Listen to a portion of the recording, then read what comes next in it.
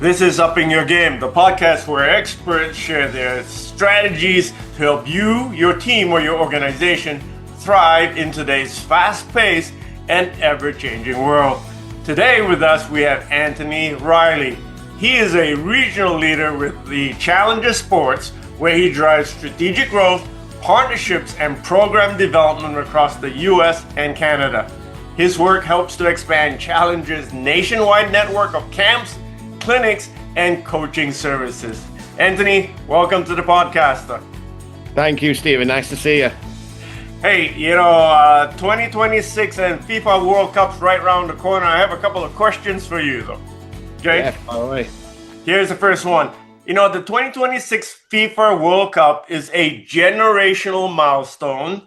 From a Challenger Sports perspective, what makes this moment so historic for American soccer? Yeah, so again, we've got to remember that the US has held a World Cup before, and that was back in the early 90s, in 94, and Challenger Sports were around then. We've been in business for over 40 years. But the uptake we saw in participation in soccer in that time frame, it was significant. Now, going on 32 years after that, there's more accessibility to soccer. People are more familiar with it, and people are more seeing it as a primary or secondary sport, whereas 32 years ago, they didn't. So for it to be back here in North America, with Mexico and Canada being involved, we're expecting those participation numbers to fire through the roof again, which is also going to help Challenger Sports give access to kids to platforms to be able to play, educate, and learn the game and grow the game, which is what we're all about. Wow. Yeah, it's certainly big difference since 1994 and 2026. So, and you're right, the uptake has been tremendous. Even my grandkids play soccer, so everybody seems to be, as they're growing up in the U.S. at least. I know maybe even Canada. Soccer is a bigger deal these days than it was 20 or 30 years ago, right? So. 100%, and that's what we're excited about. We've already got participation. Kids' friends will already be playing. And now those kids that might be looking at other sports might not even be interested in a sport yet.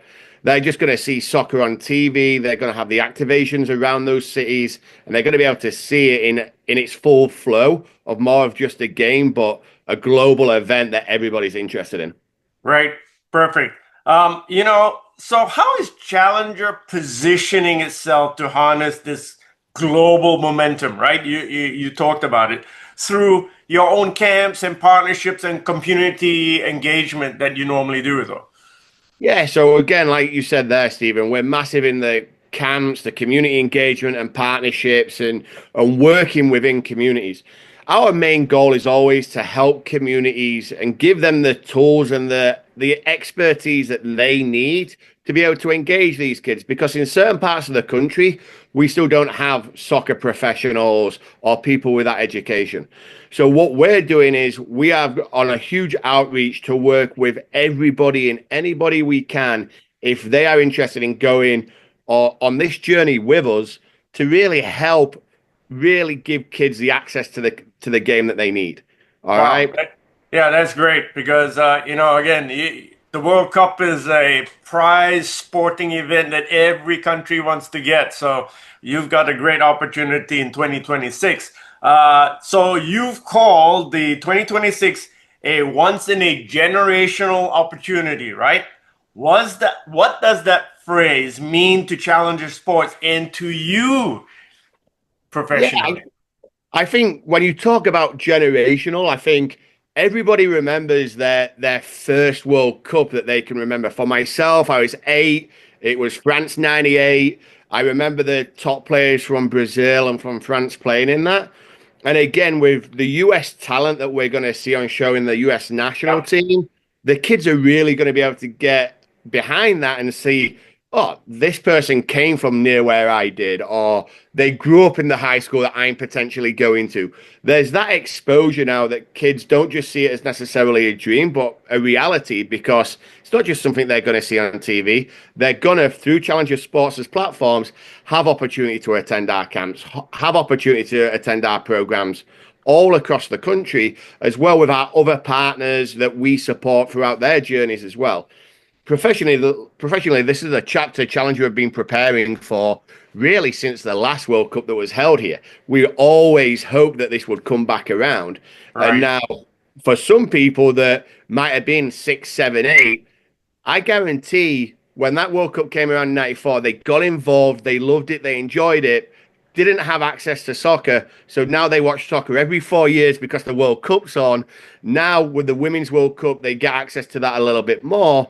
But that's the only time they'll watch it. Whereas we can start grabbing not only kids, but their parents' attention right now, but also give them a community where they can go learn how to play soccer, be involved in the community that's excited about soccer, and be able to live that long term rather than just the short term period that the World Cup's here.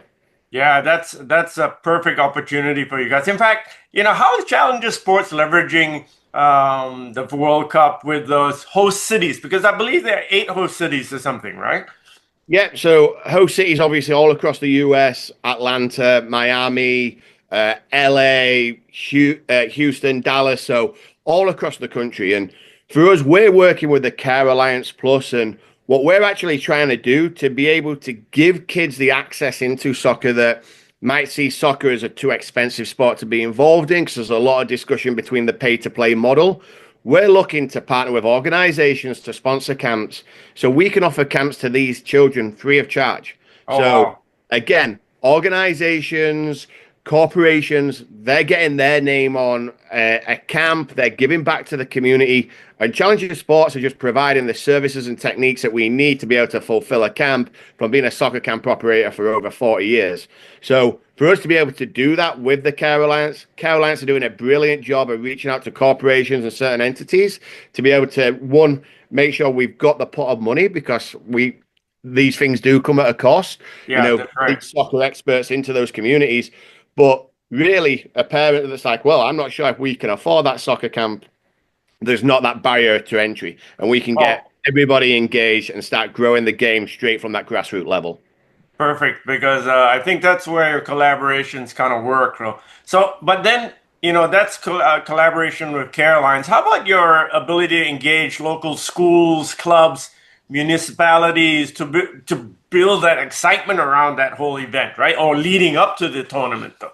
Yeah, so to give you an idea, last year, which wasn't a World Cup year, we worked with 995 different organizations Woo! throughout the summer alone. So we've already got that outreach. We're already in these communities. Now we can piggyback onto that work that we've done previously, but also piggyback onto this FIFA World Cup year to really help grow the game, leverage those host cities where we know that's going to be where a huge majority of the excitement's going to be, right? And then Wow, people are going to be that's traveling perfect. in, all those different pieces that we can put together. 995 last year. Maybe it's going to be 9,950 this year, though. Who Wouldn't knows? that be a story, Who huh? knows? Well, okay. So then, Anthony, in your view, what will be the most visible legacy of this World Cup for U.S. youth sports, though, in general? Yeah, so I think when you talk about the legacy of the World Cup, you talk about the legacy of the Qatar World Cup, and that was about building infrastructure, roads, transport, hotels. Here for the US, the main aim is participation. How do we get as many, not just young athletes, but anybody that is Yeah. interested in soccer playing? So that participation boom from really the youngest ages, especially, but from everybody across, how is that engagement really going to drive people to this? I want to play this game. It's a simple game to play. You need a ball. We used to play as kids with a couple of jerseys on the ground for goalposts. And again, that long-term cultural adoption to what soccer has been throughout Europe and Africa and the rest of the world. How do we start embracing that here in the US? Wow, that's really really great. There's great opportunity coming around the corner. What then are opportunities for corporates or civics or community organizations to help bring challenges 2026 World Cup vision to bear, or right around the corner? How can they help you, or how can they participate? Yeah, so I think, I'm going to go backwards and start with the community organizations, YMCAs, boys and girls clubs, other Yeah. accessible soccer clubs. All it takes for them is a phone call. Challengersports.com is our website. They reach out, And whether it's us offering additional programming, whether that's offering teamwear solutions, whether that be setting up a soccer program in their community, we can do that very easily for them partners, and we've got a proven and tried method. You talk about the civic and the city-wide soccer celebrations that's going to be going on in tourism engagement, right? In most of these cities, there's not a game going on every day. So, for example, Atlanta's got 8 games hosted over the 3-4 week period. Right. So, if you're coming into the town and you're going to be here for a week, 'cause you're trying to catch a couple of games, get involved in the fun activities, what better to send your kid to a camp in that location, right? What better to send a kid to a camp where that camp might be able scholarship for free? There might be a discount where you can drop your kid in there that I've seen a game, I love the game, I've been involved in the... Now there's that other piece is they're actually kicking a ball and getting really excited and learning the techniques of playing. And then you talk about the corporate piece.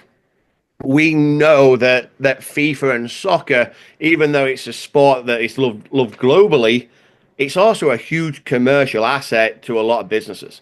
So for those corporations, what better would it be for them to say, hey, we're the good guys here, and we've put X amount of dollars into this to be able to give this access across the country by partnering with Challenger, that we know have got this army of staff. They've been in the business for 40 years. They ran 29,500 kids through soccer camps in 2024. 2025 was a similar number. What are they going to do in 2026? And that's where we help those 3 major departments of the country. Wow. Ladies and gentlemen, you heard the man. If you're interested in participating or joining Challenger Sports in leveraging the 2026 World Cup, then fill in the information below. Contact information, website information is right here below the video. And Anthony, thank you so much for sharing what you guys are doing for and with the World Cup there. And we hope you can come back again maybe early next year and tell us what are all the activities you have in place. Love to, Stephen, and thank you for your time today. Really interesting talk, and we'll chat soon. See ya. Bye.